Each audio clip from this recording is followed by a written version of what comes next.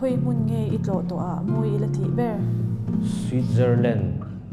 te han ti ve thei la cha ko viang na chu la ti ve thei mang si lo a cham phai khan wo to cho thei phai ram chu ti meng phai chu phai ni me a Mizoram chung nge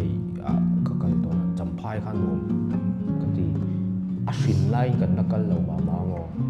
cham phai khan wo mun ni chu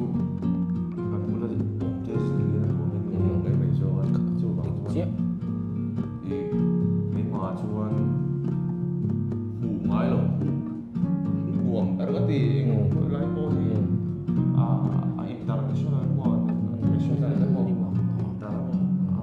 AMC area ni mo sian takin patong ni la se lo wa chuan he ta la kau ve lam dal pa mo rồi le ril ru sel tel bok se ril ru sel se boka nuam vek mai thin pa te in chung pon nuam tho